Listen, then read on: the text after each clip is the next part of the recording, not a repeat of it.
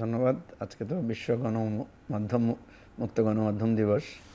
আপনার গণমাধ্যমের লোক আজকে সারা পৃথিবীতে এটা উদযাপিত হচ্ছে। সেটা আমাদের আলোচনা কিছু আছে পরবর্তীতে। বাচ্চু ভাইয়ের সাথে আজকে প্রথম টক শোতে একসাথে। তো প্রথম কথা হচ্ছে প্রধানমন্ত্রীর বক্তব্যটা তো খুবই খুবই সিগনিফিক্যান্ট, যে আসলে প্রধান বিরোধী দল এবং সরকার দুটাকেই সফল হতে হবে, ব্যর্থ হতে দেওয়া যাবে না। এখন কথা হচ্ছে যে সরকারের ব্যর্থতা কি আর বিরোধী দলের ব্যর্থতা কি। বিরোধী দলের ব্যর্থতা যদি আমরা ধরি বিরোধী দল হিসেবে, আমরা দেখব যে আমি যদি প্রপারলি সরকারি দলকে মানে সমালোচনা না করি, আমি যদি তাকে অ্যাকাউন্টেবল করতে না পারি এবং তাকে যদি জবাবদিহিতার আওতায় সঠিকভাবে আনতে না পারি, এটা হচ্ছে বিরোধী দলের ব্যর্থতা। আর সরকারি দলের ব্যর্থতা হচ্ছে সরকারকে সফল হতে হবে, সরকার যে কমিটমেন্ট দিয়েছে রাষ্ট্রের কাছে, জনগণের কাছে, এবং বিশেষ করে তার যে ম্যানিফেস্টো, তার যে পরিকল্পনা, ঠিক আছে, সেটা যদি সে বাস্তবায়ন করতে না পারে তাহলে তার ব্যর্থতা। এবং সে যে জনগণের সমর্থন পেয়েছে, সে সমর্থন যদি কমে যায়, সে সমর্থন তো আর বাড়ার কথা, সে ভালো ভালো কাজ করবে, সেটা যদি কমে যায় তাহলে সরকারের ব্যর্থতা। এখন আমাদের সরকার যে পরিমাণ মানে সমর্থন নিয়ে এসেছে, ওটা 2/3 মেজরিটি পার্লামেন্টের অ্যাজ পার সিট হিসেবে আমরা যদি দেখি, আর পার্সেন্টেজ আকারে আমরা যদি দেখি তাহলে 52 অ্যান্ড প্লাস মাইনাস এরকম তার সমর্থনের অবস্থানটা আছে। তো সেক্ষেত্রে আমি যদি 2 মাসে হিসেব করি, যদি আমরা 2 মাসে একটা সরকারকে মাপার সময় না, যথেষ্ট সময় না। এবং আমি এটাও বলি আবার, এটা কিন্তু 2 মাসের সরকারও না, এটা কিন্তু আমি মনে করি গত 18 মাস এই সরকারের একটা শক্তিশালী অবস্থান ছিল, এই সরকারে যারা আছেন এখন।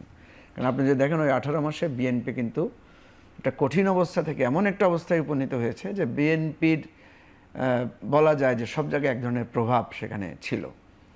ফলে সরকারকে শুধু 2 মাসের আকার আমি দেখতে চাই না, আমি তার এনাফ টাইম পেয়েছে নিজেকে গুছিয়ে পরিকল্পনা করার মতো।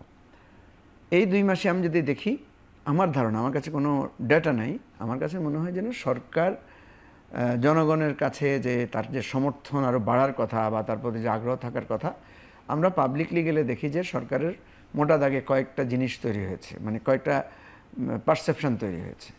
একটা পারসেপশন হচ্ছে যে সরকার যে জুলাই সনদ বাস্তবায়নের অঙ্গীকার করেছিল এবং রিপিটেডলি বলছে যে আমরা জুলাই সনদ অক্ষরে অক্ষরে বাস্তবায়ন করব, এটা পাবলিকলি প্রমাণিত হয়েছে যে না, সরকার আসলে জুলাই সনদ বাস্তবায়ন করার ব্যাপারে আগ্রহী না, কারণ সে কয়েকটি পদক্ষেপ নিয়েছে সেগুলোর ব্যাপারে একটা নেগেটিভ ধারণা সরকারের প্রতি তৈরি হয়েছে।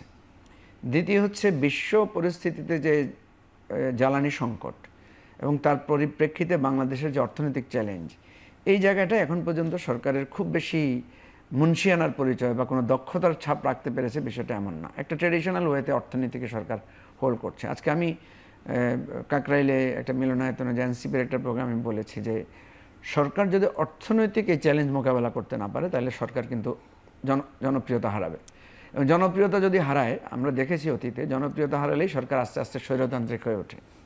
ফলে আমার একটা আশঙ্কা যে আগামী 2 থেকে 3 বছরের মধ্যে সরকার যদি আমাদের এই অর্থনৈতিক চ্যালেঞ্জটা মোকাবেলা করতে না পারে, এবং এই জুলাই সনদ নিয়ে সরকারের প্রতি যে একটা সাধারণ ধারণা বা বিরোধী দলের যে একটা সন্দেহ সংশয় তৈরি হয়েছে, এটা থেকে যদি সে তার যেটা সরকার বলছে আমি অক্ষরে অক্ষরে পালন করব, এবং যে কয়েকটা অধ্যাদেশ তারা মানে আইনে পরিণত করে নাই 20টার মতো, এখানে মাননীয় এমপি সাহেব আছেন, ওনারা কিন্তু ওয়াদা দিয়েছেন যে আমরা এটাকে আরও রিফাইন ওয়েতে আরও ভালোভাবে করব।